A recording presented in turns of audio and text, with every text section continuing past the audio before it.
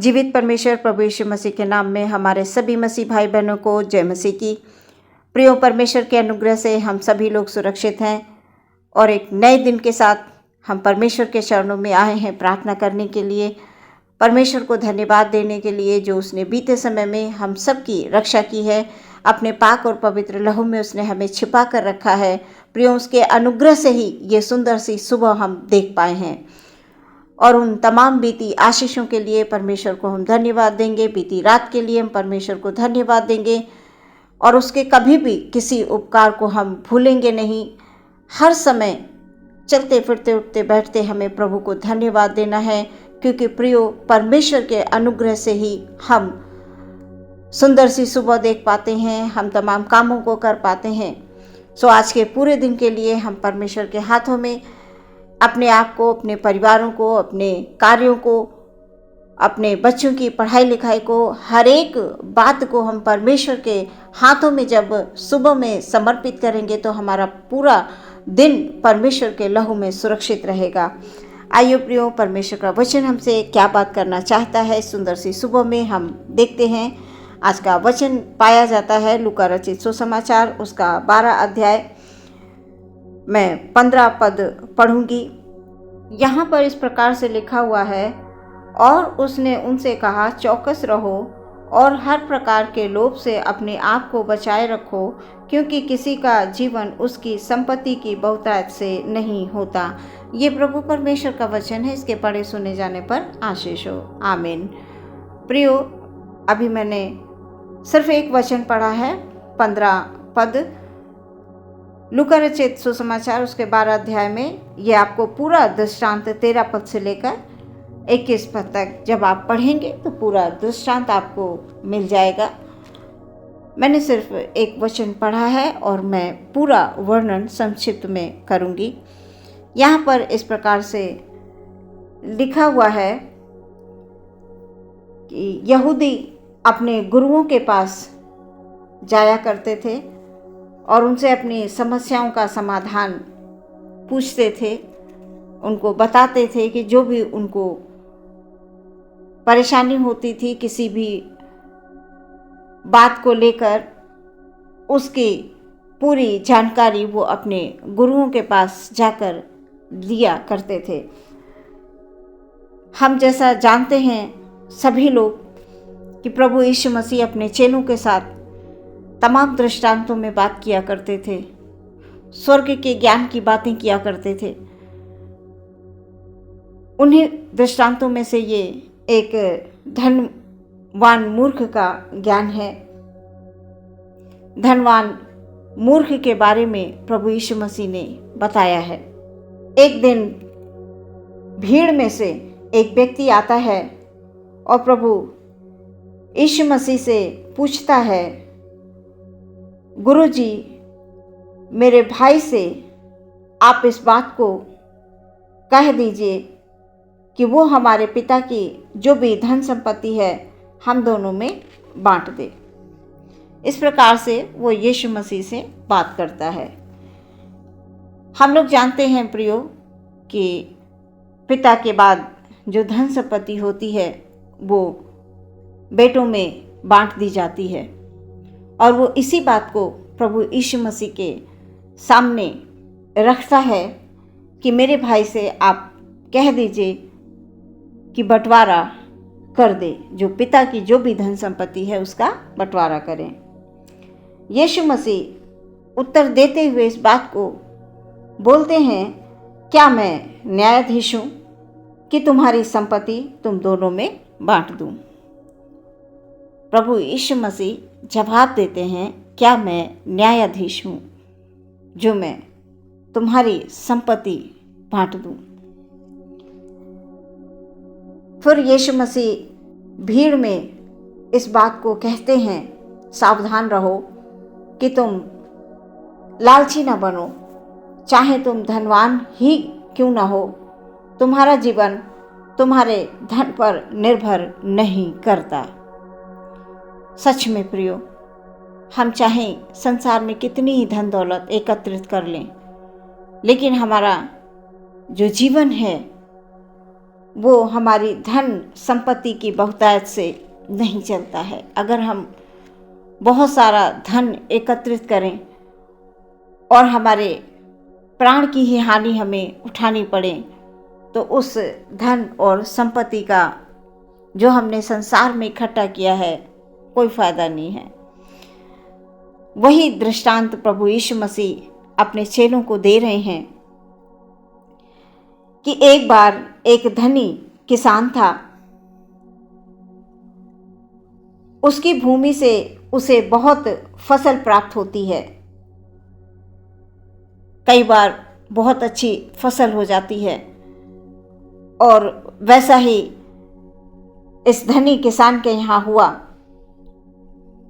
उसे बहुत अच्छी फसल हुई और वो किसान अपने मन में सोचने लगा, विचारने लगा, क्योंकि वो बड़ा खुश हुआ देखकर कि मेरी फसल बहुत अच्छी हुई है।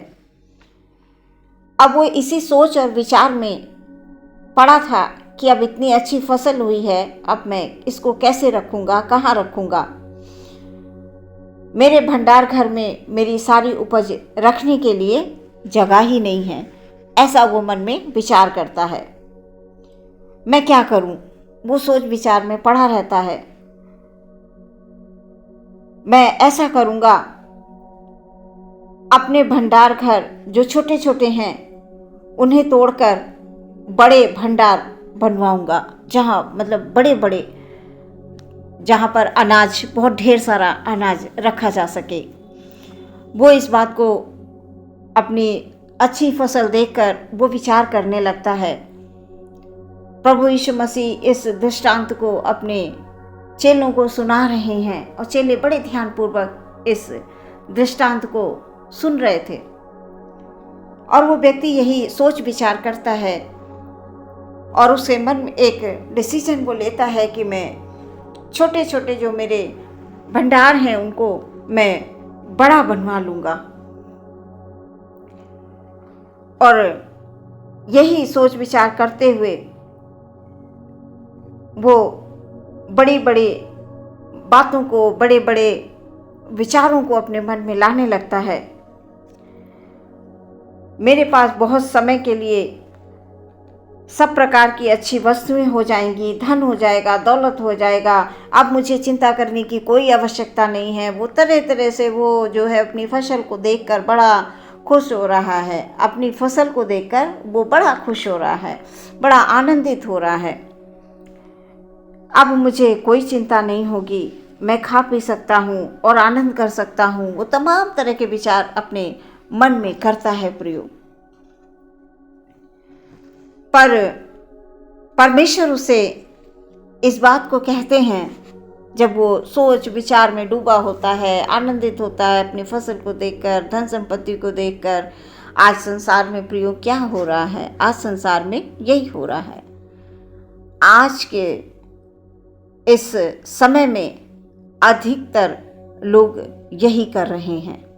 अच्छी बात है, परमेश्वर की आशीष से बहुत धन संपत्ति है, बहुत अच्छा, सब कुछ बेहतर से बेहतर है। और परमेश्वर के लोगों के पास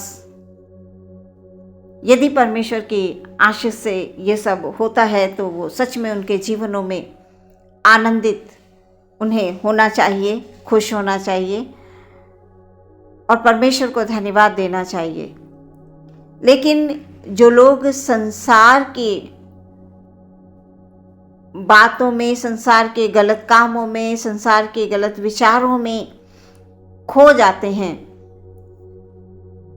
और परमेश्वर से दूर हो जाते हैं, वो सिर्फ अपनी धन संपत्ति, दौलत, अपने बड़े बड़े विचार, इन्हीं सब में फुल टाइम खोए रहते हैं और परमेश्वर से दूर हो जाते हैं। प्रियो, परमेश्वर के लोग ऐसा नहीं करते हैं। जो प्रभु से डरते हैं वो कभी भी ऐसा नहीं करते हैं। वो अपने जीवन में प्रथम स्थान अपने प्रभु को देते हैं और सही ढंग से कार्य करते हैं। परमेश्वर की आशीष से हमें जो भी धन संपत्ति मिलती है, हमारे पास जो कुछ भी परमेश्वर की आशीष के द्वारा हमें मिलता है, उसमें आनंद होता है, उसमें खुशियाँ होती हैं, उसमें दुख और तकलीफ़ें नहीं होती हैं। प्रियो, यहाँ पर परमेश्वर ने उससे कहा, हे मूर्ख, आज ही रात को तुझे प्राण त्यागने होंगे। उसके अहंकार को देख रहे हैं परमेश्वर, उसके घमंड को देख रहे हैं, उसके सोच विचारों को देख रहे हैं, जो कि आज के समय में मनुष्यों के अंदर बहुत है। वो ऊपर से दिखते कुछ और हैं, अंदर से कुछ और होते हैं, और ऐसे लोगों को परमेश्वर ग्रहण नहीं करता है। परमेश्वर ये चाहता है कि वैसा ही स्वभाव रखो जैसा मसीह यीशु का, लेकिन आज के समय में नहीं है प्रियो। बड़ी बड़ी बातें हैं, बड़े बड़े विचार हैं, बड़े बड़े बोल हैं, लेकिन मन बड़ा नहीं है प्रियो। मन बहुत छोटा है। और परमेश्वर के वचन के अनुसार मन एक मंदिर है जहाँ परमेश्वर का आत्मा वास करता है, और जहाँ परमेश्वर का आत्मा है वहाँ पर ऐसे विचार होने का प्रश्न ही नहीं है। तो मैं इस वचन के द्वारा यही बताना चाहती हूँ प्रियो, कि कभी भी अपनी धन और संपत्ति पर घमंड न करें। जिस प्रकार से परमेश्वर इस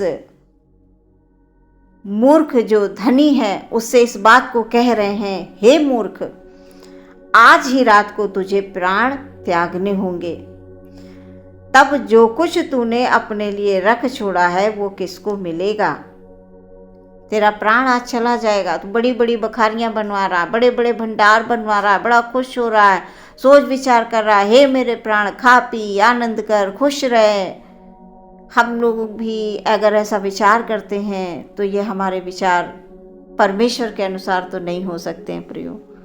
परमेश्वर के अनुसार ये कतई नहीं हो सकते, क्योंकि परमेश्वर के लोगों के अंदर ऐसे विचार नहीं आते हैं। और यीशु ने कहा कि जो लोग अपनी भीड़ से वो इस बात को कह रहे हैं कि उससे ये कह दिया गया कि आज ही रात तेरा प्राण ले लिया जाएगा, तो ये जो तूने ढेर सारा सब कुछ इकट्ठा किया ये किसका होगा? प्रभु यीशु मसीह अपने चेलों से बात करते हुए इस बात को कहते हैं कि जो लोग सोचते हैं कि उनके पास जीवन के लिए आवश्यक सब कुछ है, उनके साथ ऐसा ही होता है, परंतु परमेश्वर की दृष्टि में वे निर्धन होते हैं। प्रियो, इस वचन के द्वारा मैं यही बताऊंगी कि हम कतई अपने धन, अपनी दौलत, अपने शान और शौकत पर घमंड ना करें, क्योंकि परमेश्वर की दृष्टि में ये ठीक नहीं है। दूसरी बात यह है कि ये संसार की धन संपत्ति, जब तक हम संसार में हैं, जीवित हैं, तभी तक हम उसका इस्तेमाल कर सकते हैं। जैसा कि इस मूर्ख से परमेश्वर ने कहा कि आज ही रात तेरा प्राण ले लिया जाए, तो ये सब किसका होगा? प्रियो, जो लोगों की दृष्टि में धनवान हैं वो परमेश्वर की दृष्टि में निर्धन कहलाते हैं। हमें परमेश्वर हमारी आवश्यकताओं की हर एक चीज़ों को देते हैं और वो पूरा करते हैं, और हमेशा जब तक हम रहेंगे प्रभु के डर में, प्रभु के भय में, वो पूरा करते रहेंगे। ये हमारा विश्वास है प्रियो, क्योंकि परमेश्वर अपने लोगों को कभी भी किसी भली वस्तु की कमी घटी नहीं होने देता। ये वचन बताता है। आप परमेश्वर से प्रेम करें, परमेश्वर को अपने जीवन में प्रथम स्थान दें, क्योंकि धन दौलत ये संसार की है, ये संसार में ही रह जाएगी। हमारे साथ जो जाएगा वो परमेश्वर का प्रेम। हमने स्वर्ग में कितना धन इकट्ठा किया है, हमने प्रभु की कितनी आज्ञाएं मानी हैं, हम कितनी आज्ञाओं पर चले हैं, हम प्रभु के वचन कितने पढ़ते हैं, हम प्रभु के वचनों को कितना सुनते हैं। ये सारी बातें परमेश्वर को ग्रहण होती हैं। हम ये धन इकट्ठा करें, परमेश्वर के चरणों में हम अर्पित कर दें अपने आप को, क्योंकि हमारा सब कुछ हमारा परमेश्वर है। जो वचन हम पढ़ते हैं, जो वचन हम सुनते हैं, जो इन वचनों पर हम चलते हैं, हमारे लिए वही सब कुछ है, वही हमारा आनंद है, वही हमारा सुख है, वही हमारी शांति है। और प्रियो, जब हम ऐसा करेंगे तो हमारे परिवार में शांति रहेगी, हमारे मनों में शांति रहेगी, हमारे कार्य के क्षेत्र में शांति रहेगी। तो हमें इस दृष्टांत में यही सीखने को मिलता है, हम उसके डर में रहें, उसके भय में रहें और जीवन में हम आगे बढ़ते जाएं। परमेश्वर हमसे यही चाहते हैं कि हम आराधना करें, स्तुति करें और उसकी प्रशंसा करें। इस वचन के द्वारा परमेश्वर हम सबको जीवन में उन्नति दे। आमीन। आइए प्रियो, हम लोग अपनी आंखों को बंद करेंगे और प्रार्थना करेंगे। हालेलुया। धन्यवाद, धन्यवाद, धन्यवाद, धन्यवाद। स्तुति और प्रशंसा और तारीफ हो मेरे परमेश्वर की। Hallelujah, hallelujah, hallelujah, hallelujah. हम अपने सभी भाई बहन को प्रभु जी आपके हाथों में समर्पित करते हैं। पिता, हमारा कोई भी भाई, कोई भी बहन किसी प्रकार की समस्या में है, प्यारे परमेश्वर, उनकी हर एक समस्या का समाधान प्रभु जी आपके पास है। प्यारे परमेश्वर, प्रभु जी हालेलुया, क्योंकि आप डॉक्टरों के डॉक्टर हैं, वैद्यों के वैद्य हैं। प्रभु, किसी को किसी प्रकार की प्रभु तकलीफ है, दर्द है, परेशानी है, प्रभु आप बेहतर जानते हैं। यदि परमेश्वर कोई बीमार है तो अपना शिफा भरा हाथ बढ़ाइए। किसी उलझन में है परमेश्वर, तो आप वचन के माध्यम से आप उन्हें शांति दीजिए। कोई प्रभु किसी प्रकार से परमेश्वर वो परेशान है, तो उसकी परेशानी को प्रभु आप अपने वचन के माध्यम से दूर कीजिए खुदाबंद। हालेलुया। प्रभु, हमारे जो भाई बहन हैं प्यारे प्रभु, आपके लहू में सुरक्षित रहें। जो लोग खुदाबंद यीशु मसीह, हमारे जितने भी भाई बहन इन वचनों को सुनते हैं प्यारे परमेश्वर, ओ खुदाबंद एक एक जन को प्रभु आपके हाथों में समर्पित करते हैं। पिता, हमारे बहुत से भाई बहन प्रभु जी हालेलुया प्रभु, वो मसीह में आना चाहते हैं, वो जड़ पकड़ना चाहते हैं, अपने परिवार को लाना चाहते हैं। ओ परमेश्वर प्रभु, प्रार्थना करते हैं उनके आसपास जो भी रुकावटें हैं परमेश्वर, उनकी रुकावटों को आप दूर कीजिए खुदाबंद, ताकि उनका पूरा परिवार प्यारे परमेश्वर प्रभु में आकर खुदाबंद हालेलुया जड़ पकड़कर ओ बड़ी आनंद पूर्वक परमेश्वर तुझको धन्यवाद दे, ताकि परमेश्वर उनका पूरा जीवन प्रभु तेरे लहू में सुरक्षित रहे, उनके घर में शांति हो, उनके घर में सुख हो, और परमेश्वर किसी भी धन, किसी भी संपत्ति की कमी ना हो प्यारे परमेश्वर, क्योंकि तेरी ओर से जब हमें प्रभु जी हमारी आवश्यकताएं पूरी होती हैं खुदाबंद हालेलुया, उसमें आनंद की भरपूरी होती है, उसमें सुख और शांति होती है। और प्रभु, हम यही प्रार्थना करते हैं कि आप हमें जो कुछ भी दें परमेश्वर, आप जितना हमें दें प्रभु, हम उसमें आनंदित और खुशी से रहें प्रभु, और आपको हर समय धन्यवाद दें। आज के पूरे दिन को आपके हाथों में समर्पित करते हुए प्रार्थना मांग लेते हैं विश्वास के साथ, मसीह यीशु के नाम से सुने और ग्रहण करें पिता। आमीन।